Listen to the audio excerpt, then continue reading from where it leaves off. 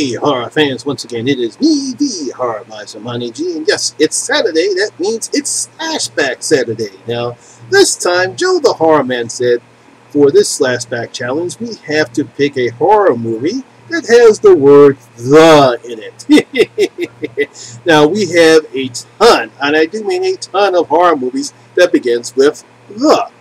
We have The Thing. That's a good one. We have The Thing with Two Heads. There's a whole bunch of horror movies that begin with the word "the." We have The Host. That's another one, a good horror, good Asian horror picture right there.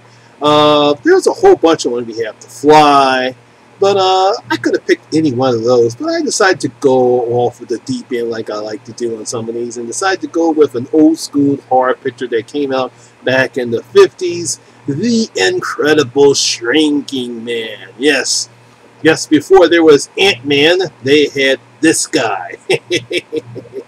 Now, The Incredible Shrinking Man was a 1957 science fiction horror film. It was directed by Jack Arnold, based on Richard Matheson's 1956 novel of the same name, The Shrinking Man. The film stars Grant Williams as Scott and Randy Stewart as Scott's wife, Louise. Now, basically, the plot is, while relaxing on the boat, Scott is enveloped by a strange fog. We don't know what it is. A month later, he discovers that he has been shrinking.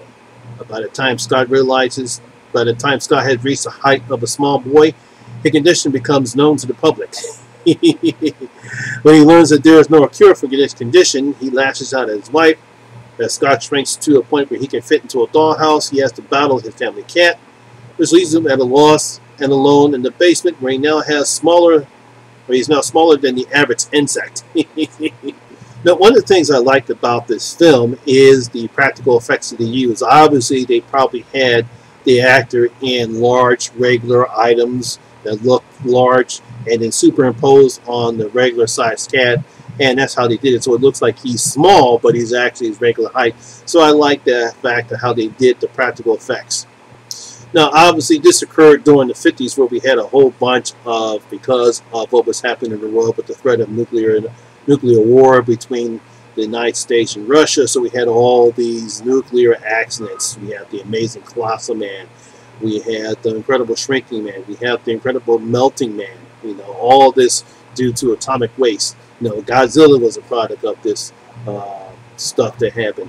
We had attack of the giant Gila monster. All this stuff was due to atomic power. Now, obviously, as the film continues, we see him trying to escape from the cat, and eventually he has to battle a spider because he's the size of an insect. We all know spiders have insects, and that's one of the things I liked about the film, was that battle that he has with the spider. Now, obviously, he shrinks out of existence because he can't stop shrinking, and obviously he was engulfed with some type of radioactive mist. That's what caused him to shrink and shrink and shrink. He's like the opposite of the Amazing Colossal Man. So, as I stated before we got Scott Lang and Ant-Man, we have this guy right here, the Incredible Shrinking Man. Yeah, unfortunately, he doesn't have the pen particles where he can regain his size like Scott Lang can. But unfortunately, like I said, it's kind of a sad story, because obviously at the end of the movie, when he defeats the spider and he goes outside the fence and he really doesn't know what else he can do, he's obviously going to shrink out of existence, because he continues to shrink, and it doesn't stop neither, and you kind of feel sorry for the guy.